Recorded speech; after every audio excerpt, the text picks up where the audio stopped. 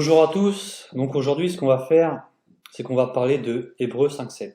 Donc Hébreux 5.7, c'est un verset qui est très utilisé dans le monde musulman, enfin dans le milieu des prosélytes musulmans.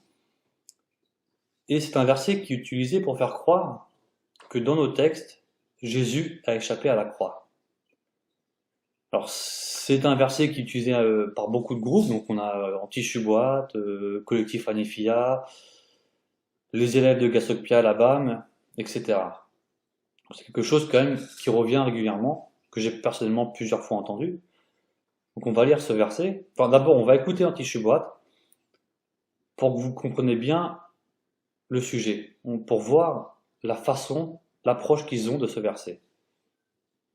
Alors Jésus ici enseigne que celui qui prie le Père, Dieu, il sera toujours exaucé. Voilà pourquoi Jésus a prié le Père pour le sauver de la mort. D'après les enseignements de Jésus, le Père va forcément l'exaucer. Sinon, Jésus aurait menti dans son enseignement. La question qui se pose maintenant, est-ce que le Père Dieu a exaucé Jésus, oui ou non? La réponse est un grand oui, bien sûr.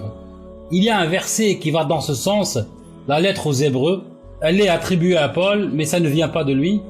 En tout cas, le verset mérite d'être mentionné. Dans Hébreux 5, le verset 7 et 8.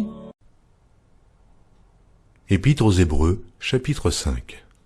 C'est lui qui, dans les jours de sa chair, ayant présenté avec de grands cris et avec larmes des prières et des supplications à celui qui pouvait le sauver de la mort, et ayant été exaucé à cause de sa piété, a appris, bien qu'il fût fils, l'obéissance par les choses qu'il a souffertes.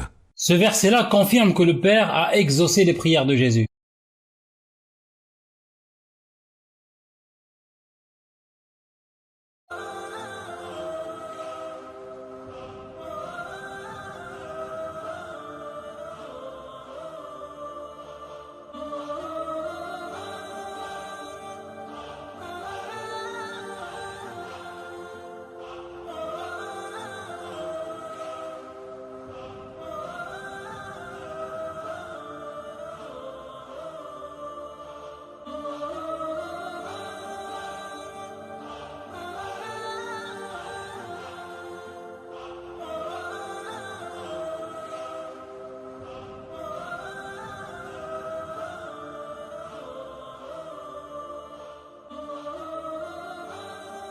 Apparemment, selon eux, ce verset nous prouve que le Christ n'est pas crucifié. Donc, pour bien comprendre ce verset, on va le faire en 2 points. Premier point, la question qu'on doit se poser, c'est est-ce que dans l'Épître aux Hébreux, il est question de la mort du Christ? Donc c'est le contexte général de la lettre. Et en deuxième, ce sera le contexte du verset. Puisque comme à leur habitude, ils isolent le verset de leur contexte pour lui faire dire ce qu'il ne dit pas.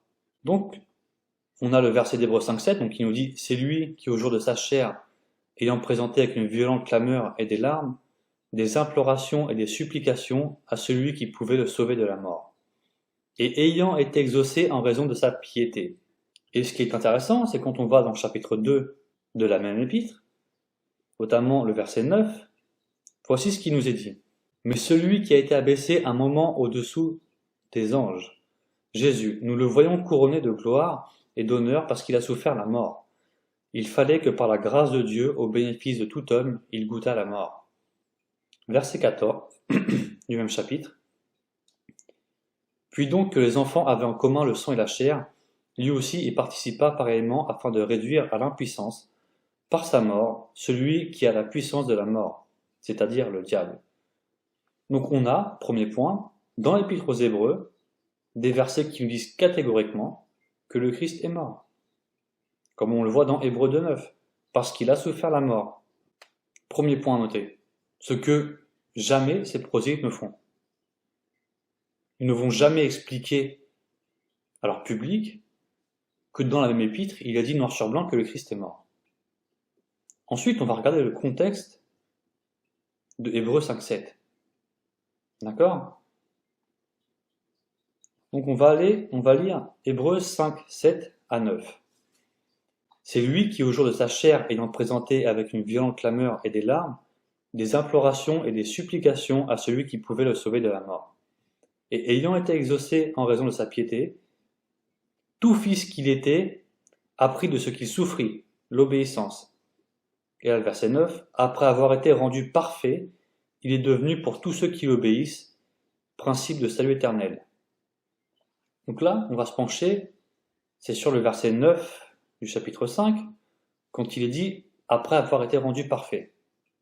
Mais qu'est-ce que ça veut dire pour l'auteur de l'Épître aux Hébreux, rendu parfait? Donc déjà, on va aller voir la définition de ce mot. Donc ça vient du verbe téléo, qui signifie littéralement rendre parfait, complet, achever, exécuter, accomplir, finir, achever, amener à la fin. Et pour bien comprendre l'usage qu'en fait l'auteur de l'Épître aux Hébreux, on va retourner au chapitre 2, au verset 9 et 10. Donc le verset 9 qu'on a vu tout à l'heure, qui nous dit noir sur blanc que le Christ est mort. Hébreux 2:9.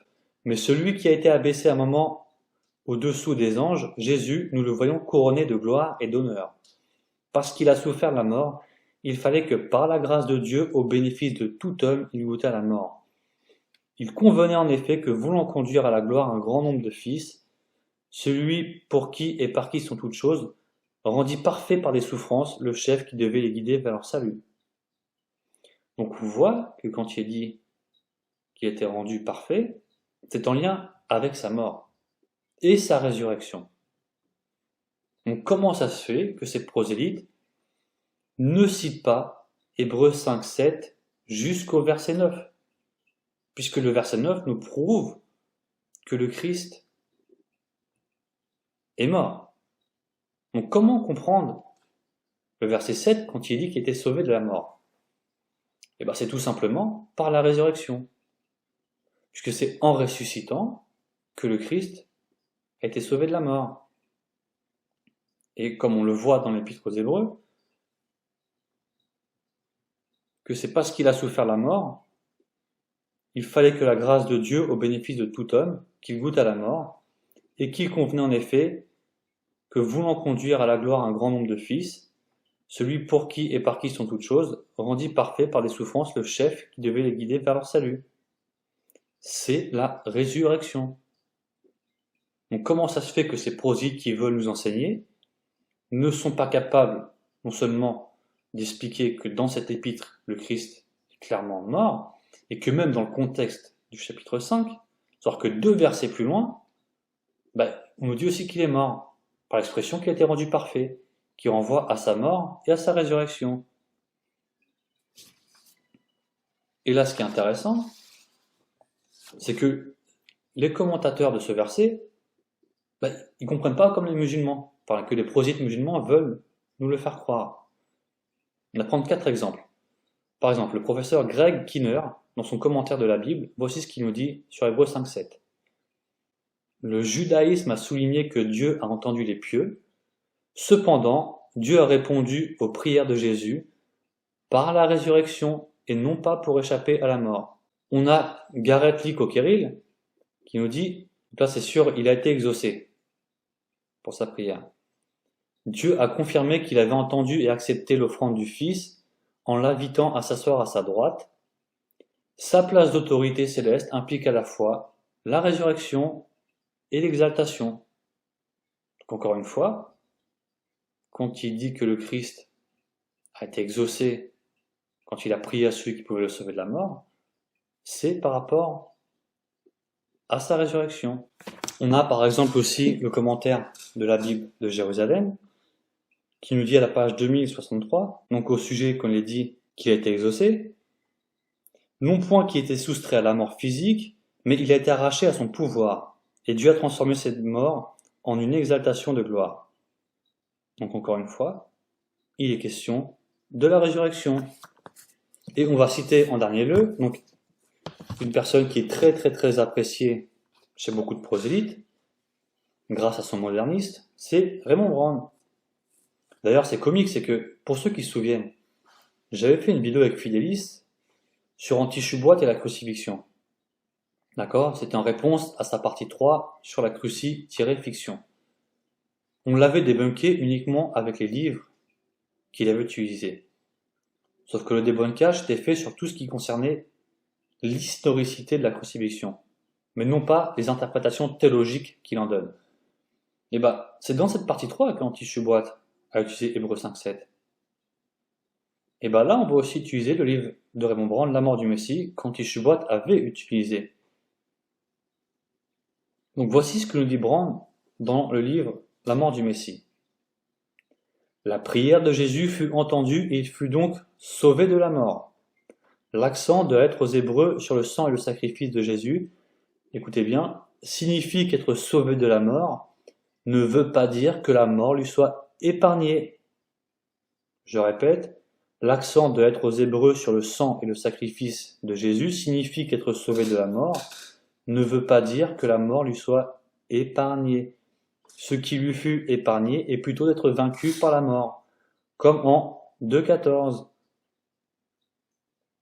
Donc, Raymond Brand nous dit texto que ce verset ne veut pas dire que Jésus a échappé à la mort, mais qu'il l'a vaincu, et c'est encore par la résurrection, comme le prouve Hébreux 5.9 et le chapitre 2, notamment les versets 9 à 14 du chapitre 2. Donc comment ça se fait que ces grands prosélytes ne sont pas capables de citer des versets dans leur contexte, alors que si on les écoute, ce sont eux qui vont nous apprendre nos textes. D'ailleurs, c'est comique, c'est que quand on les écoute, on a l'impression que pendant 2000 ans, personne n'avait vu Hébreux 5.7. En fait, il a fallu les attendre, ces prosélytes, pour qu'on sache qu'il y a un verset dans le Nouveau Testament qui dit que Jésus n'est pas crucifié. Et pendant 2000 ans, personne ne l'avait lu. En fait, tous ceux qui lisaient, ils avaient les yeux qui sautaient la ligne à chaque fois, je pense. Ou sinon, je ne sais pas comment expliquer, mais c'est assez étrange quand même. Donc je pense que les mecs, au bout d'un moment, il faut se remettre en question. Pensez vraiment que pendant 2000 ans, personne n'a vu ces versets. C'est pas prendre les gens pour des cons, ça, je sais pas ce que c'est. Donc voilà, vous avez vu un peu la méthodologie, c'est... On isole des versets, on leur fait dire ce qu'on veut, et après on va attaquer les chrétiens. Voilà la méthodologie de ceux qui nous attaquent. Paix à vous.